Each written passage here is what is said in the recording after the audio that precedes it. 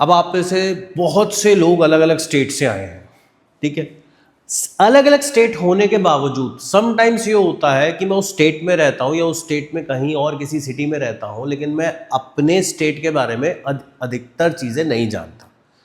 वो चीज़ें क्या होती हैं, मतलब फॉर एग्जांपल अगर मैं किसी फैब्रिक की बात करूँ, आपके स्टेट का भाई ये फैब्रिक बहुत फेमस है, आपकी सिटी का ये फैब्रिक बहुत फेमस है, इस जगह का ये फैब्रिक बहुत फेमस है, तो समटाइम्स क्या है, लोगों को लगता है कि भैया हाँ ठीक है, लोग लेते होंगे, लोगों को पसंद आएगा, लोगों को कारीगरी उसमें पसंद आती होगी, बस इससे ज़्यादा नहीं। या फिर वर्ल्ड वाइड नाम वो फेमस है तो नाम से बिकता होगा। इंडिया के अंदर ऐसी ऐसी जगह पे ऐसे ऐसे फैब्रिक्स हैं जो एक तरीके से मैं ये बोल सकता हूँ कि सोने के भाव बिकते हैं, लेकिन ये क्यों बिक रहा है, क्यों, कोई नहीं जानता। कैसे बेचना है, कोई नहीं जानता। जो पुराने लोग हैं वो तो काम कर ही रहे हैं, लेकिन पुराने लोग ज्यादातर लोकल मार्केट कैप्चर करके बैठे हैं। अब जो मैं फैब्रिक्स के बारे में बता रहा हूं, ये पूरे इंडिया में जो सबसे ज्यादा क्वालिटी स्टैंडर्ड रखते हैं, सबसे ज्यादा कारीगरी जिसके अंदर की जाती है, और सबसे बड़ी बात इंटरनेशनल मार्केट्स में इनकी सबसे ज्यादा डिमांड है। मतलब एक टिप दे रहा हूं सबसे पहले, आमतौर पर टिप मैं बाद में देता हूं सेशन के, लेकिन इस बार पहले क्यों दे रहा हूं भाई, ये टिप समझ लो और उसके बाद ये सेशन आसानी से समझ आएगा। सबसे पहली चीज, कुछ फैब्रिक्स या कुछ प्रोडक्ट की क्वालिटी ऐसी होती है जिसमें हम डिस्काउंट बिल्कुल नहीं देंगे, और कुछ फैब्रिक्स ऐसे होते हैं जिसको आप बोलोगे कि मैं आपको सस्ते रेट पे दे दूंगा। मतलब सपोज करो मैं एक पार्टी हूं, मैं एक फैब्रिक को 9,000 रुपये में बेच रहा हूं, और आप कहो भाई इतना महंगा बेच रहा है, आप मेरे ही बायर के पास चले गए और बोलते हो भाई साहब मैं आपको 4,000 में दे दूंगा, बायर आपसे माल ही नहीं लेने वाला, भूल जाओ। एक अच्छे प्रोडक्ट को हमेशा ऊंचे दाम पे बेचा जाता है। एप्पल आईफोन है, जिस दिन वो 25-30 हज़ार में अपना प्रोडक्ट बेचना शुरू कर देगा, उसकी वैल्यू खत्म हो जाएगी। मतलब उसकी वैल्यू टिकी हुई है उसकी क्वालिटी पे, और उसकी क्वालिटी टिकी हुई है उसके प्राइस पे। ये है एग्जैक्टली बिजनेस। आज हम समझेंगे कि कौन से फैब्रिक को क्यों वर्ल्ड में डिमांड सबसे ज़्यादा मिलती है, क्यों वो फेमस है, ताकि अगर आप अलग अलग स्टेट के हो या आपकी स्टेट में ये फैब्रिक मिलता है और आपका मन करे इसमें जाने का, तो आज ही शुरुआत कर दें।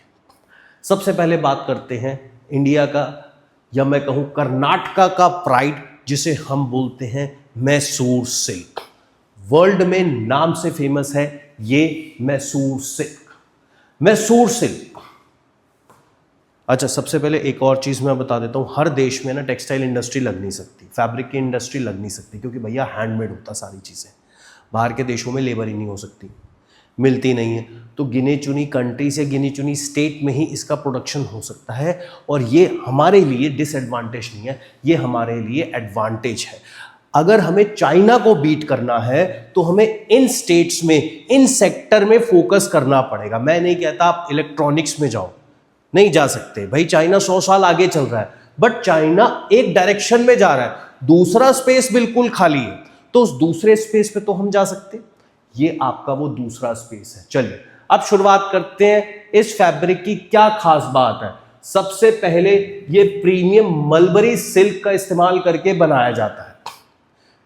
अब कोई भी फैब्रिक होता है, जब आप मार्केट में जाते हैं पहले उसका टेक्सचर देखते हैं, स्मूथ होना चाहिए, जितना स्मूथ कपड़ा होगा आप उतना जरूर लेंगे, तो इसमें सबसे बड़ी बात स्मूथ टेक्सचर है।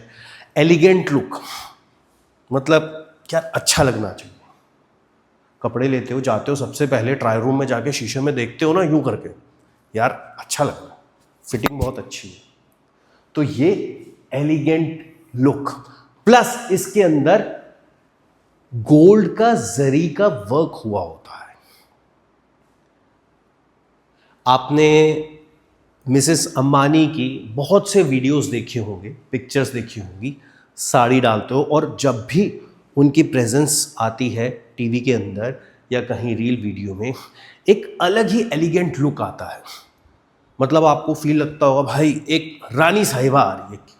अब रानी साहिबा का ऑरा क्या है भाई, वो जो कैरी कर रही हैं अपने आप को, और प्लस वो जो साड़ियां डाल रही हैं वो इस फैब्रिक से बनी है, गोल्ड और सिल्वर की जरी हुई पड़ी है उसमें, उसको बनाने में टाइम लगता है, कारीगरी है उसके अंदर। तो सबसे पहली बात, अगर मैं किसी बायर के सामने बैठूंगा तो मैं ये कैसे कह सकता हूं भाई मेरा कारीगर हल्का कारीगर है और इसीलिए मैं सस्ते रेट पे दे रहा हूं। अगर आपको कोई कारीगरी वाली चीज बेचनी है तो आप उसको सस्ता कैसे लगा सकते हो भाई? सस्ता कारीगर नहीं है भाई, वो सालों से जनरेशन टू जनरेशन से काम करते चले आ रहे हैं, प्लस क्वालिटी स्टैंडर्ड। और इसी के साथ साथ ये मैसूर सिल्क, अब मैं सिर्फ अगर साउथ इंडिया की बात करूं या पूरे इंडिया की बात करूं, सबसे ज्यादा ब्राइडल साड़ी में सबसे ज्यादा बेचा जाता है। जब शादियां होती तो सबसे ज्यादा लोग साड़ी तभी डालते हैं ना। अभी थोड़ा इंडिया में ड्रेसेस डालने का ट्रेंड आ गया, बट भाई ड्रेसेस जो हैं ज़्यादातर पार्टी वियर्स में काम आती है, बट अगर मेरे घर में शादी है तो हम एथनिक डालते हैं। दिवाली वगैरह होती है तो ऐड आती है ना मान्यवर की, मान्यवर ने एक बहुत अच्छा ऐड बनाया, सैल्यूट। एडवर्टीजमेंट इसी को बोलते हैं और एक ब्रांड इसी को बोलते हैं। मतलब एक सूट डाल के एक बंदा शादी के अंदर आ रहा है और हर कोई उसे यूं देख रहा है, भाई सूट डाल के डाला, क्या डाल के आया भाई? बिल्कुल सही है, ऑफिशियल ड्रेस है वो एथनिक में कैसे आएगी? तो एथनिक अलग है। तो अगर मुझे इस प्रोडक्ट को बेचना है तो मेरा क्लाइंट भी अलग होगा। और ये क्लाइंट कौन होगा? ये क्लाइंट फैमिली मेंबर्स होंगे, ये क्लाइंट वो होंगे जिनके घरों में शादियां हो रही होंगी, जहां पे ये क्लाइंट वो होंगे जो कहीं सेलिब्रेट करने के लिए जा रहे होंगे। ये वो क्लाइंट है और वो क्लाइंट आपको पैसा अच्छा देगा। आप उसे सस्ती चीज दोगे? नहीं देगा। तो सबसे पहले मैसूर सिल्क करिए काम। इंडिया में एक प्रोडक्ट है, प्रीमियम है, कंपटीशन है नहीं, पूरे वर्ल्ड में इसका मार्केट है, तो मैं क्यों ना बेचूं? हां, महंगा प्रोडक्ट है। आप अगर मार्केट में जाएंगे भी तो ये एक बहुत ही महंगा प्रोडक्ट है। इससे आगे चलते हैं बनारसी सिल्क, उत्तर प्रदेश के आइटम, वाराणसी। ये वाराणसी से आप आए हो, जानता हूं मैं। आप जब बात कर रहे थे तो मैंने सुन लिया था। तो वाराणसी, अब वाराणसी किस लिए फेमस है? बनारसी बोलते थे ना, बनारसी सिल्क। वर्ल्ड मार्केट में आज भी आप वाराणसी जाओगे तो वहां पे पूरी की पूरी एक मार्केट है, घड़ोदिया मार्केट इस तरीके का नाम है। शायद मैं प्रोनाउंसिएशन में गलत हूँ, तो ऐसी मार्केट है। तो वो पूरी की पूरी ये साड़ी की मार्केट है। तो अब सबसे बड़ी बात, इसके अंदर भी गोल्ड सिल्वर का काम होता है। क्वालिटी स्टैंडर्ड, 2000 रुपये में भी साड़ी स्टार्ट होगी, 2 लाख की भी वो आपको साड़ी दिखा देगा, 20 लाख की भी साड़ी दिखा देगा। ये है हमारे देश का क्वालिटी स्टैंडर्ड। अब सबसे बड़ी बात, ये साड़ियां ब्राइडल और लग्जरी फैशन में इस्तेमाल की जाती है। लग्जरी, एक फ्लैट बेचना है, अगर मैं कहूँगा नॉर्मल फ्लैट है, अफोर्डेबल फ्लैट है, उसका एक मिनिमम प्राइस होगा 25 से 40 लाख। बट अगर मैं उसके आगे लग्जरी लगा दूंगा तो वो 1 करोड़ के पार हो जाएगा। लेकिन माल भी तो दिखना चाहिए ना, फ्लैट के अंदर लगा हुआ, उसकी लोकेशन भी ऐसे होना चाहिए, उसकी एमिनिटीज भी ऐसी होनी चाहिए। तो ये वो प्रोडक्ट है जिसमें माल लगा हुआ दिखेगा। और सबसे बड़ी बात, डिजाइनिंग। मुगलों के ज़माने से, उससे आगे के ज़माने से इस पे डिज़ाइन पे डे बाय डे इंप्रूवमेंट की जा रही है। इतने डिज़ाइन है कि आप एक शोरूम में चले गए तो आपका पूरा दिन कम पड़ जाएगा कि वो आपको क्वालिटी दिखाते चले जाएंगे। और इन वहाँ के जो जितने शोरूम्स हैं उनका रिकॉर्ड है, अगर कोई इंसान दिल से वो साड़ी लेने आया है तो वो लेके ही जाएगा। वो बजट फ्रेंडली भी आप ऑफर करते हैं। अब यहाँ पे बनारसी सिल्क के बाद हमारे पास एक और क्वालिटी आती है, पोचमपल्ली इकर, जो कि तेलंगाना का एक सबसे अच्छा प्रोडक्ट है। इसकी सबसे बड़ी यूएसपी क्या है? इसका ये जो डिज़ाइन पैटर्न देख रहे हो, ये एक तरीके से ज्योमेट्रिकल पैटर्न इसको बोला जाता है, ज्योमेट्रिकल डिज़ाइंस बोला जाता है, जो इनकी सबसे ज़्यादा यूएसपी। आप ये देखोगे, ये मैडम इसी तरीके से पैटर्न तैयार कर रही है और ये पैटर्न बहुत फेमस है, बहुत से लोगों को पसंद आता है, इंडिया के अंदर भी और बाहर की कंट्रीज के अंदर भी। क्वालिटी स्टैंडर्ड में सबसे ज्यादा हाई है। तो इसीलिए कमाई बहुत अच्छी है। और ये पैटर्न है ना, थोड़ा ब्लर सा पैटर्न होता है, बहुत अच्छा लगता है डाला हुआ भी। किसी को दिखाओगे तो एक बहुत यूनिक सा डिजाइन लगता है और सीधा निकलता है मुंह से, वाह, यू कस्टमर आता है। प्लस ये एक पैटर्न जो है साड़ी का, ये सिर्फ साड़ी के काम नहीं आता, ये होम डेकर के भी काम आने लग गया है। बाहर की कंट्रीज में होम डेकर में इसका यूज होने लग गया है। तो इसका एडवांटेज आपको ये मिलेगा कि एक तो सेक्टर ओपन है ही, दूसरा भी मेरे पास सेक्टर ओपन हो गया है। इन सब चीजों पे कोई फोकस ही नहीं कर रहा। लोग आज भी हमारे देश से आलू प्याज ग्रीन चिल्ली पे ज्यादा फोकस करते हैं। करिए, आपकी स्टेट में मिलता है, करिए। बट आप ये भी तो देखिए, जो आपकी स्टेट में है, जहां से आए हो, कर्नाटका से आए हो, तेलंगाना से आए हो, वाराणसी से आया है, तो भाई वो दूसरे स्टेट में जाके कितनी दिन तक काम करेगा? मैं यहां से फ्लाइट पकड़ के जाऊं किसी दूसरी स्टेट में, कितनी बार आना जाना कर लूंगा महीने में, कितने कंटेनर दे दूंगा, अनटिल अनलेस मुझे वहां पे अपना एक सेटअप डालना जब तक ना पड़े। इस चीज के बारे में कोई सोचता नहीं, क्या उसका खर्चा नहीं है? कितना ट्रैवल कर लोगे महीने में एक स्टेट से माल लेने के लिए? तो कहीं ना कहीं आपको अगर ऐसी स्टेट में, मेरी खुद की स्टेट में एक अपॉर्चुनिटी मिलती है, तो मुझे तो उसको ग्रैब करना है, सिंपल सी बात है। अब आते हैं आसाम। आसाम एक अनटच मार्केट है, हिडन मार्केट है। आप में से जितने लोग हैं, इनमें से सिर्फ 2 स्टूडेंट ये हैं जो आसाम से आए हैं। और अगर मैं आपसे पूछूं कितने लोग आसाम गए हैं, कितने लोग गए हैं? हाथ खड़ा करो। आप तो यार आसाम से ही हो, तुम्हारे सामने नहीं गए ना आसाम? क्यों नहीं गए? हमारी कंट्री है, हर स्टेट में जाओ ना यार। आसाम सबसे ज्यादा सोने के भाव पे मुगा सिल्क, एरी सिल्क, पैट सिल्क। एक बार देखो तो सही मुगा सिल्क होता क्या है। शक्ल देखोगे ना, गोल्ड की फील आती है। मतलब एक कपड़ा आपको ये दिखाएगा कि भाई ऐसा है, हल्का मत समझो मुझको। सोने के बराबर उसको कंपैरिजन किया जाता है। इमेजिन करो कितनी सुपीरियर क्वालिटी होगी, कितनी रिचनेस होगी उस कपड़े के अंदर। बट इसके बारे में कोई जानता नहीं। अब मेरे को अगर लग्जरी ब्रांड, अब मैं एक चीज पे आता हूं, आप साड़ी की तरफ क्यों जा रहे हो? आप कोई लग्जरी ब्रांड भी तो तैयार कर सकते हो, कोई और भी तो प्रोडक्ट तैयार कर सकते हो। फैब्रिक तो यहां पे मिल ही रहा है। और प्लस इसका बायर कौन सा होगा? अब इस प्रोडक्ट की स्पेशलिटी क्या है? स्पेशलिटी है भैया नेचुरल फाइबर है, सबसे बड़ी बात। दूसरी बात हैंडमेड है। दूसरी बात स्किल्ड आर्टिस्ट है हमारे पास, अनस्किल्ड कोई भी नहीं है। चाइना ये काम जीवन में नहीं कर सकता। चाइना मशीन्स पे भले ही आगे हो, बट ये काम बिल्कुल नहीं कर सकता। और प्लस इको फ्रेंडली प्रोडक्शन होता है। तो मतलब अगर मैं बायर को कन्विंस करूंगा तो मेरे लिए ये यूएसपी है, बायर लेगा ही लेगा। इसी के साथ अगला जो हमारे पास सिल्क है वो है कांचीपुरम। नाम से ही चलता है भाई। किसी को बोलो कांचीपुरम सिल्क की साड़ी है, पुरानी मूवीज भी देखना, कांचीपुरम है, तो वो सस्ता हो ही नहीं सकता। इंटरनेशनल मार्केट में सस्ता नहीं हो सकता। और सबसे बड़ी बात, मतलब ये समझ लो कोई एडवर्टीजमेंट नहीं है इनकी। जनरेशन टू जनरेशन, मतलब दादी है वो आगे अपनी जनरेशन को देगी, ये ले बेटा ये साड़ी है। जिसको वो साड़ी दी गई वो आगे अपनी जनरेशन को देगी, ये ले बेटा ये मेरी साड़ी है। मतलब ये एसेट है एग्जैक्टली।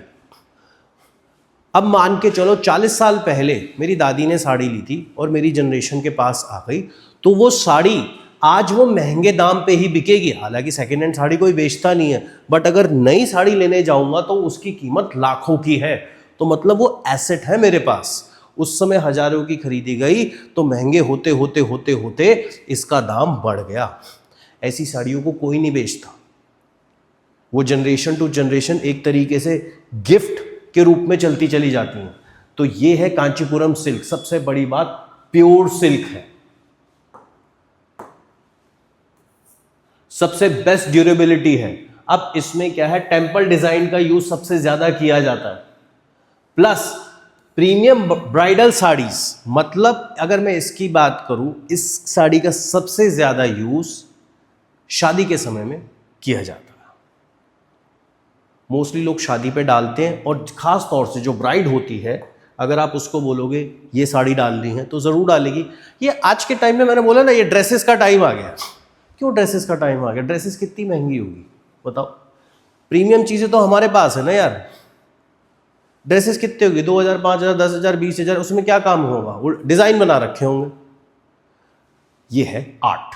पश्मीना, पश्मीना का वर्ल्ड में नाम फेमस है। जम्मू कश्मीर में जितने भी आप देखते हो कि भेड़े लेके लोग जाते हैं, ट्रेडिशनल काम चल रहा है वहाँ पे। इसको हम ऑर्गेनिक सिल्क भी बोलते हैं। तो पश्मीना सिल्क जम्मू कश्मीर का वर्ल्ड वाइड फेमस है। जो इसकी शॉल्स है वो इतनी अच्छी लग्जरी लुक देती हैं। सिर्फ लुक ही नहीं देती, बहुत पतली होती है, हैवी नहीं होती। आप डालोगे फैशन स्टेटमेंट भी बनता है। प्लस आप अगर पूरा ओढ़ोगे तो आपको पता ही नहीं चलेगा कि एक इतना पतला सा फाइबर, एक इतना पतला सा सिल्क, मुझे ठंड नहीं लग रही। जिस जगह से बन के आता है वहाँ सबसे ज़्यादा ठंड होती है, तो ये उस अकॉर्डिंगली क्वालिटी स्टैंडर्ड मेंटेन करते हैं। तो पूरे वर्ल्ड में पश्मीना का नाम ऑलरेडी फेमस है। इसके फैब्रिक को बोला जाता है अल्ट्रा फाइन। अब जैसा कि मैंने आपको बताया, सॉफ्ट और लाइट वेट होगा, हैंड क्राफ्टेड होगा। प्रीमियम शॉल्स की डिमांड ग्लोबली है। अब आप बताओ, क्या इसमें काम करना बुरा है? पहली चीज, 10, 20, 30% के अंदर आप लोग काम कर रहे हो। 10, 20, 30% के अंदर क्यों काम कर रहे हो जब आपके पास ऑप्शन है 200, 600, 1000% तक का काम करने की? नेक्स्ट आते हैं पटोला, गुजरात का फेमस फैब्रिक।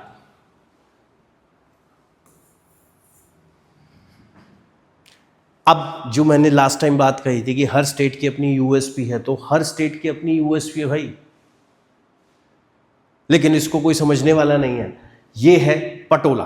तो पटोला में भी इस तरीके के जो डिजाइन्स है ना, ये फेमस है बहुत ज्यादा। हर स्टेट ने, हर सिटी ने जो जो बेच रहा है उसने अपनी यूएसपी, हम इसको बोल सकते हैं क्राफ्टमैनशिप, एक यूनिकनेस। मतलब अब क्राफ्ट का मतलब क्या होगा कि वहाँ के लोग इस क्राफ्ट में फेमस है, वाराणसी के लोग अपने क्राफ्ट में फेमस है, उनकी कारीगरी अपनी कारीगरी है। लखनऊ के लोग लखनऊ जरदोजी वर्ल्ड वाइड फेमस है। इसके बाद शुरुआत करते हैं क्यों एक बायर मुझसे ये फैब्रिक क्यों खरीदेगा। इसका एक लॉजिकली आंसर देता हूं। पहली चीज, इसको ढंग से इंटरनेशनल मार्केट में प्रमोट नहीं किया जा रहा। दूसरी चीज, हम ये भूल गए कि इंडिया में जितने इंडियंस रहते हैं, बाहर के देश में भी तो इंडियंस रहते हैं। माइंड में हमारे ये क्वेश्चन अभी तक नहीं आ रहा कि भाई वो जो बाहर के देश में इंडियंस रहते हैं उनकी पेइंग कैपेसिटी अच्छी है। ज़रूरी थोड़ी ना एक यूएसए में एक अमेरिकन को ही मैंने टारगेट करना है। भाई वहाँ पे जो इंडिया का बंदा रहता है मैं उसको भी तो टारगेट कर सकता हूँ। सबसे बड़ी बात, लगभग 5.5 मिलियन लोग या 5.5 मिलियन इंडियंस यूएसए में रहते हैं। यूएसए के बाद अब सारे के सारे गल्फ कंट्रीज में धीरे धीरे जा रहे हैं। आप अगर गल्फ कंट्रीज में जाओगे, लैंग्वेज बैरियर क्यों नहीं है? एशियंस है सारे के सारे, इंडियंस है मोस्ट ऑफ द टाइम। तो इनको आप टारगेट नहीं कर सकते। और प्लस अगर मैं बाहर जाके कमा रहा हूं तो ऑब्वियसली बहुत अच्छा कमा रहा हूंगा। तो जब मैं अच्छा वहां पे कमा रहा हूं तो क्या मैं वहां पे सस्ती चीज लूंगा? नहीं। आप वहां पे इंडियंस से जाके पूछिए, वहाँ पे सबसे ज़्यादा इंडियंस इंडियन रेस्टोरेंट में ही सबसे ज़्यादा जाते हैं। बाहर के देशों में क्या मिलेगा? पिज़्ज़ा, बर्गर, पैटी, यही मिलता है ना। असली फूड कहाँ है? Indian food. आप इंडिया की स्टेट में आ जाओ, हर स्टेट में उसकी यूएसपी है, इतने ही फूड आइटम्स हैं।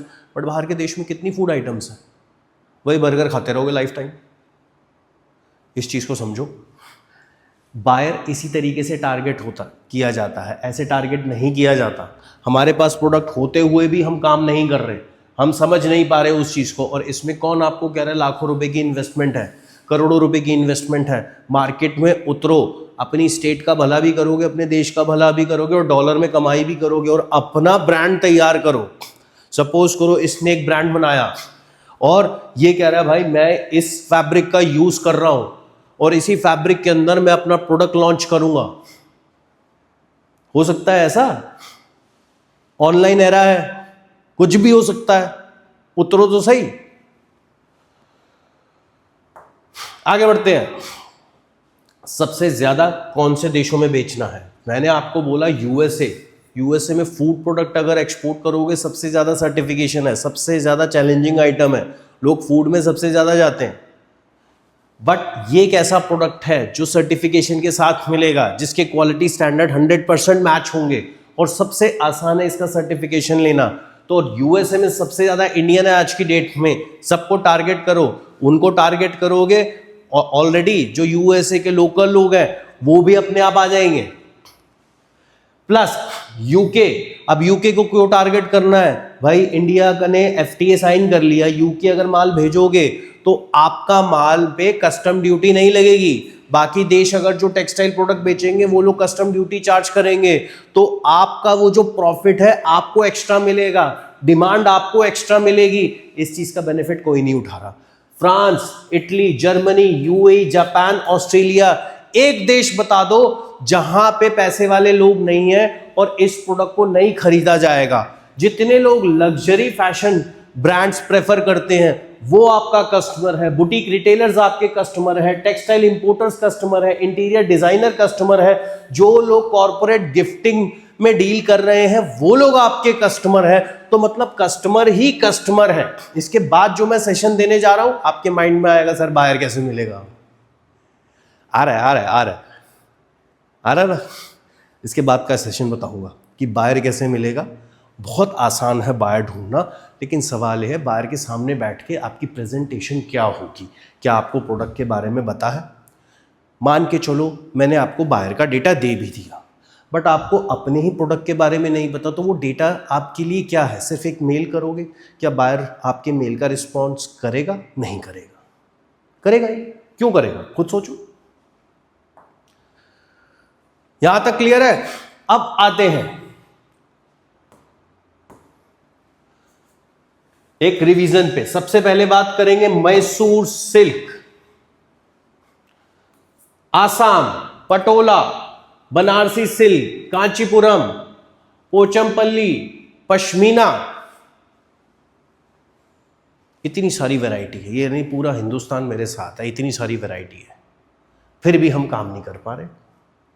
क्यों? यूज क्लोथ्स इंडिया के अंदर इंपोर्ट होने शुरू हुए हैं। ये हालत हो गई है, यूज क्लोथ्स को हमें बेचा जा रहा है। और लेकिन जो अच्छा फैब्रिक है ना तो हम खुद यूज कर रहे हैं और ना ही एक्सपोर्ट कर रहे हैं। क्यों? पैसा नहीं है, कंपटीशन है? बिल्कुल नहीं है। मार्केट है? बिल्कुल है। फिर सबसे बड़ी बात, इंस्पेक्शन या क्वालिटी स्टैंडर्ड सर्टिफिकेशन लेने में बहुत ज्यादा मेहनत है? नहीं है, बिल्कुल नहीं है। फिर उसके बाद क्या रीजन है भाई?